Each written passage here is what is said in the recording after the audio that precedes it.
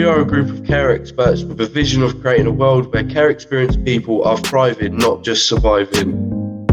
We share our knowledge and experience to inform, uplift and empower young care experienced people to navigate the conflicts and challenges of life. In this season, we cover a range of different topics, all with a focus on personal development, from relationships, mental health and trauma, thinking about success and reimagining the care system.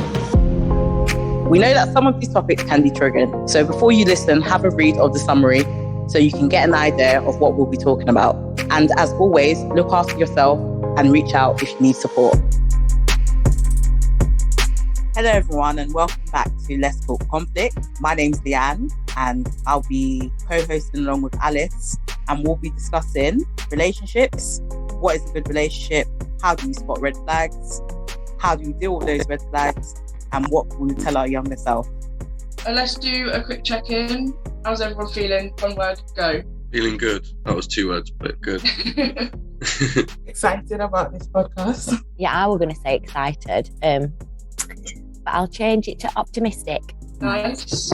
I don't have a different word to excited, but I'm also feeling excited. Yeah, I'm pretty pumped, I think the word's going to be. I've been wanting to do an episode on this for a while because I think it's quite an important topic, especially for care experienced people.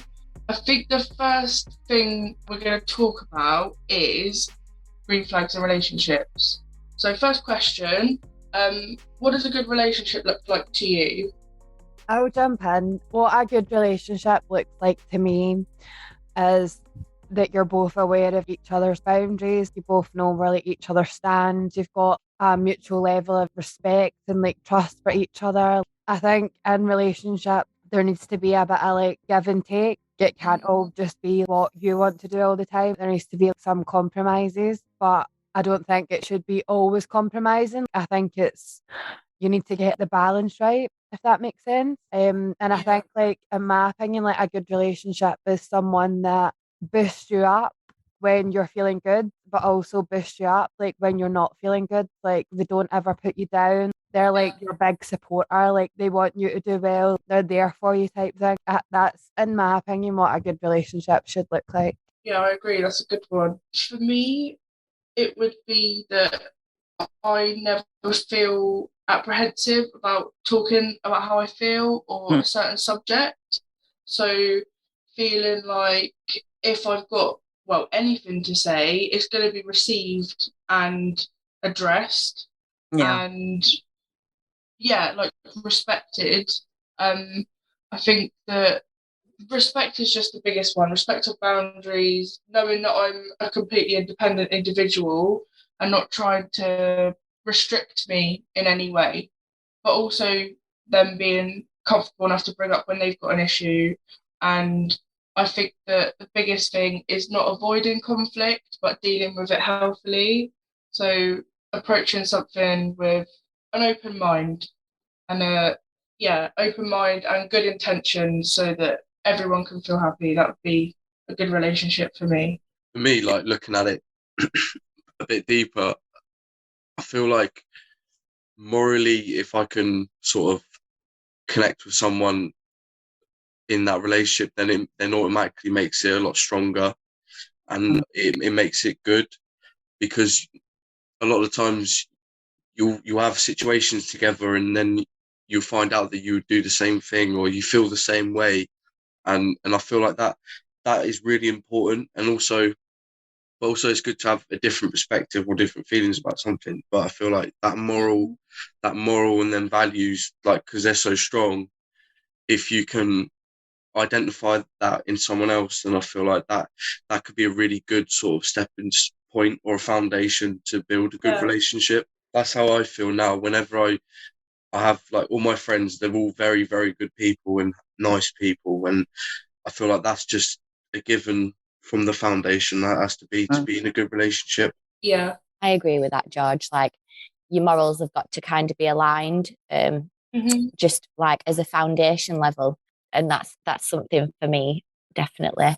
And another thing is going back to what you were saying, Alice, about not being apprehensive to want to speak about anything. If there's anything that might be concerning you or niggling at you, that you can speak about things openly, and communication for me is a big one for a good healthy relationship, and being able to speak about things like openly and honestly, and be able to have a discussion about things and be able to come to a conclusion at the end of it where it's not heated or it doesn't get into an argument or anything like that. Just being able to speak to someone and for them to be able to hear you and like hear actually what you're saying and not want to do something about what you're saying or react to it or something like that, just actually listening to what you're saying. Yeah, I understand. It's like as well having honesty as well, like the person knowing that the person will be honest with you, and also having that peace in their presence where you don't feel uneasy or you don't feel like you're walking on eggshells around them. You can be yourself around them and you don't feel like you're being judged or you have to act a certain way to actually be accepted by them and stuff. And just having a genuine interest as well in trying to find out about me, and also as well opening up on their side as well. There's a balance in how much is shared and having no ulterior motive. They're just, a good person and just want to be a good friend or, a colleague or whatever. Yeah, that's me. I think everything's covered, but for me, I would definitely say I have to be comfortable around the person. Trust is a big thing to me. I have to be able to trust this person that I confide in and know, that they're here to uplift me and, want me to do well. I think those are the main things. And I don't have to feel like I'm hiding myself or, suppressing like my interests, my person, my personality. I feel like a lot of things that are great about you should be emphasized, and doing better, improving on yourself, but not in a way that, is taken away, is making it more negative, if that makes sense. So I think that's for what I define a good relationship. What I usually try and do these days to kind of manage my relationships is like try and come up with like I know it sounds bad, but like a kind of priority list in my head or write it down. So like obviously top priority would be Alice, my sister and my parents, and then obviously my close friends. And I feel like in that way, it makes it easier for me to manage them relationships because some of them may need more of my attention. Some might not need as much of my attention, but like you have that understanding and that awareness of who around you is important to you. And then you can kind of go from there and focus your energy on them things rather than just like a lot of the time be overwhelmed or care about so many what people think, or you really care about this relationship, that relationship, and it's just too much. So I feel like especially managing relationships is a good way to do that. Okay, so we've spoken about what a good relationship is. We're going to move on to what a red flag and how we spot red flags. For me, a red flag would be a lack of communication. For instance, waiting on a response from a person and it's not consistent. And when you do hear back from this person, they're not acknowledging the delay in reply. And obviously the excuse is not valid. Obviously, we need to highlight that there are valid reasons, but it's just common courtesy for people to acknowledge their absence in not replying to you. So I'll open up the floor now to everyone else to drop in what their red flags would be. Yeah, I think communication is really important. I'd feel you on that one. I feel like behaviour versus communication as well is another one. Like they could say one thing but do another, and do another thing and say another thing. So I feel like that can be really confusing. I mean, a lot of the time now, the way I deal with that is just cut them off and just be like, see you later, bye. Like, that's not how we roll. If you want to have a relationship with me, like, you don't do that. That's just not what you do. So that, I mean, that internal conflict, that's the kind of way I would deal with it, but I don't know about anyone else. I would say I'll do that too. I know it is ruthless. Like, it is ruthless because a lot of the time not a lot of the time, but sometimes you could be jumping the gun if you've already come to that conclusion. But I guess if they repeatedly are doing that, lack of communication or doing something but saying another thing, then yeah, you kind of have to put your foot down. Yeah. That's probably a main sort of red flag for me. I've found usually in with those kind of people, or people are acting in that kind of way, a lot of the time they're not worth the time to try and be like, this ain't cool. Or even if it's a situation when you're in a relationship and they start to do that, And yeah, it is important. You say, this ain't cool. I've noticed you start doing this, but then it's how they react. I feel like how they react is really important in that situation. And then I would make a decision from there. But that's just me. I don't know how everyone else would feel about it. Yeah, I used to freeze. I used to like just not do anything and just take it. I was like, no, I need to have boundaries. This is hurting me. So I'm gonna like speak up. So you speak up about it. And again, how the person reacts will tell you whether they value your friendship or not. Yeah. And if they react in a negative way, then it goes back to your values and how you treat people. We're not aligned, so we can be friends from a distance, but I don't hate you, just I just don't want to be hurt. That's it. I think in that sense, certainly for me, there's not a lot of the time there's not any sort of feeling in it or emotion. It's more like they don't do that like me. That doesn't work for me. Sorry. Yeah. Rather than I guess obviously it depends how deep the relationship is, but yeah. Yeah, and when it happens in the relationship, because it doesn't always show straight away, does it? It can happen a little bit down the line when you are a little bit invested. So I feel like it's important to know as well, like you won't sort of notice it straight away. Yes. I like certainly, like for me, noticing a red flag, it just doesn't just hit me in the face and then I'm like, oh. Sometimes it does take a bit of processing or a bit of time to kind of reflect and understand it. I think for me, the biggest red flag is questioning my boundaries or making me feel guilty for my preferences, for the way I do things. Like, I don't know, in the past I've been on a date and they wanted to pick me up and take me on the date, and I said, no, I'll get myself there and I'll take myself home. That's how I feel most safe. And then I get but you're safe with me. I won't do that. And it's like, yeah, that's what they all say. That's the bad people say that too. So, don't question me on that. That's my boundary. And so that's like one thing for me. I'll jump in. I think red flags in relationship is different depending on the person. So like if it's like a friend, I think my red flags is like loyalty. And it's support when you've got them and constantly wanting to meet up, but like always letting you down or like going behind your back. I think a friend is like a lot different in a relationship. Like I think in a romantic relationship, it could be just to start off with, it could just be like that. Oh, I don't want you wearing that, or I don't want you going there, or they're just trying to like control you a wee bit. They'll say that they're wanting to like support your best interests, but like really they're just wanting you to themselves. Do you know what I mean? So like they don't want you going out or they don't want you doing things that you normally do. But I think there's definitely differences between friends and romantic relationships for sure.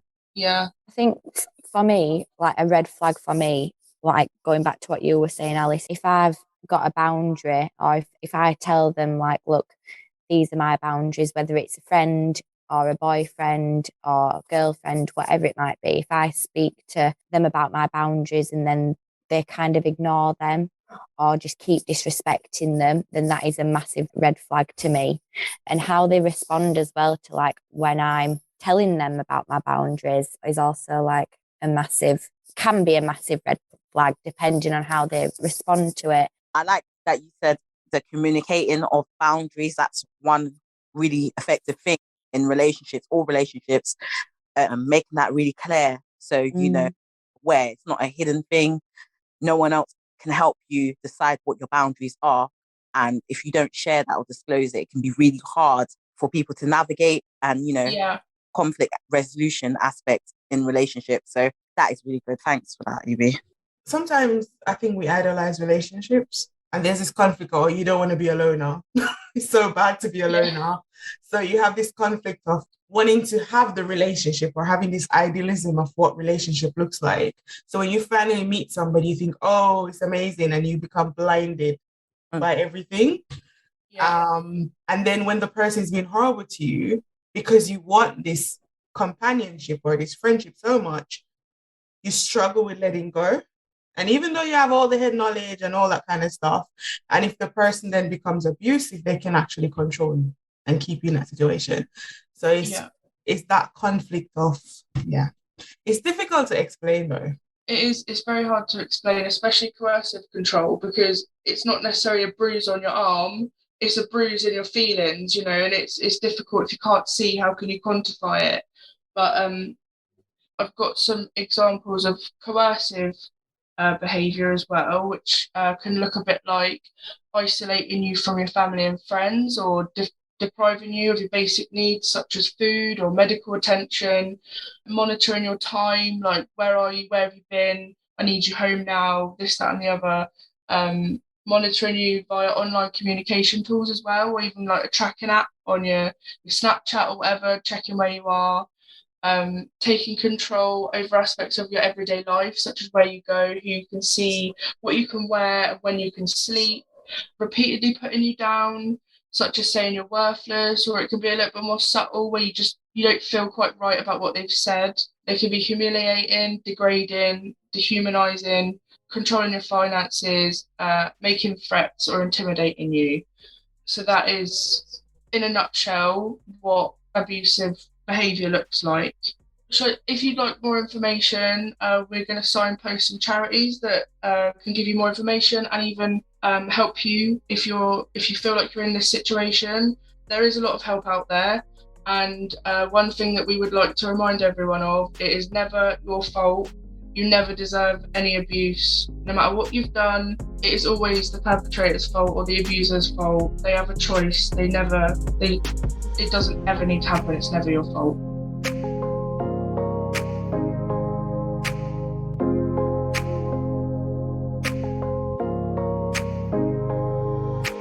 So if you could give yourself any advice or tell your younger self anything about dating or relationships and how to look for red flags or what to concentrate on, what would that be? I think I'll tell my younger self to go in a relationship that supports you, where you feel comfortable to be within yourself. And, that's definitely something that I would tell my younger self. Go into a relationship knowing that you want to be in a relationship first and foremost, and you feel comfortable in that relationship. Like, never try and change yourself immediately, because that's quite a warning sign that you're trying to change yourself to fit in. One thing I would probably tell myself would be like not to rush relationships or be like very careful not to be sucked in as easily or something like that. Like always, look at it like a process and take it slow. And that's with most relationships, but especially romantic relationships. That's probably one thing I would tell myself. So for me, there's a few. So first of all, it would be, don't concentrate on whether they like you. You need to know whether you like them.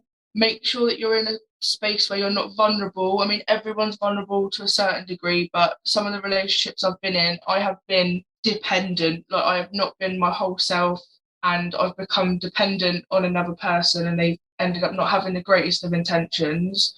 And also be confident in addressing potential issues.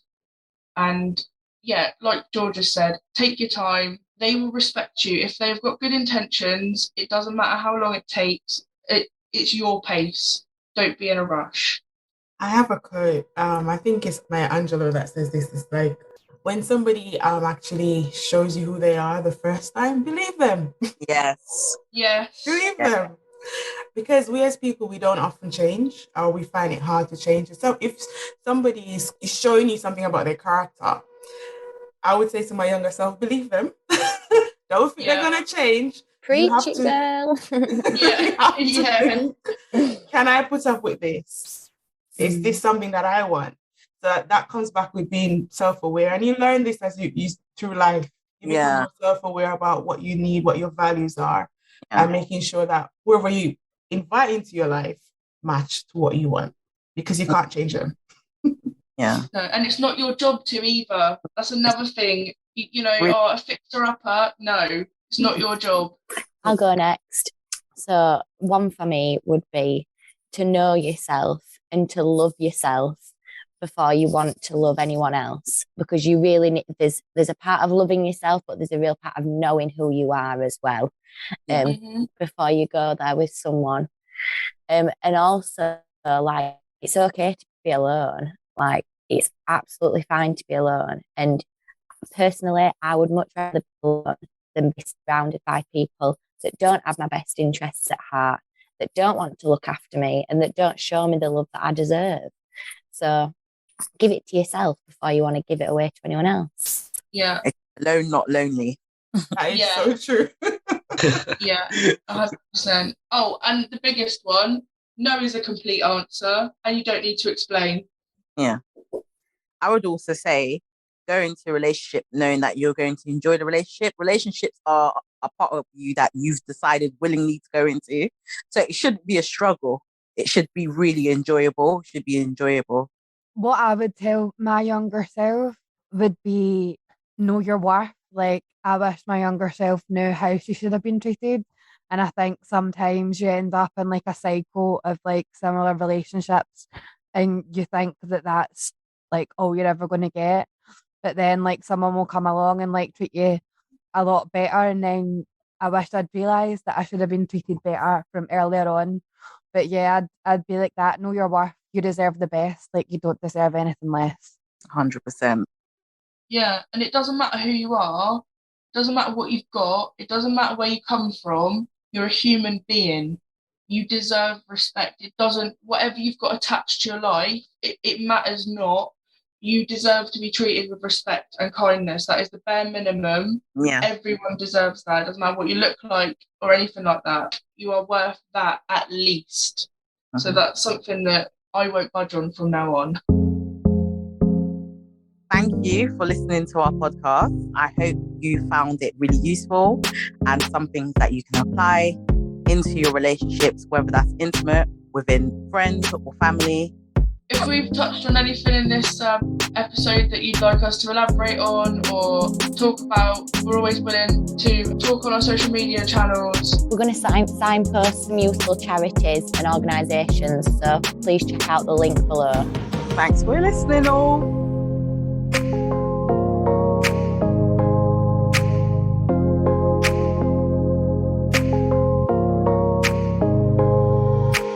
Thank you for listening to Let's Talk Conflict. We'd love to hear from you, so if you'd like to get in touch, you can reach us on Let's Talk Conflict at leapcc.org.uk or find us on Twitter and Instagram at leap_cc. This podcast has been produced in partnership with Leap Confronting Conflict and edited by Helena Webb. Let's Talk Conflict has been supported by the Esme Fairburn Foundation, the Kurt and Magda Stern Foundation, the Treebeard Trust and the Rain Foundation. Next week, we will be exploring access to mental health services and some of the barriers for care experienced young people. We have a special guest joining us who is a PhD researcher in this area, so make sure you tune in next week.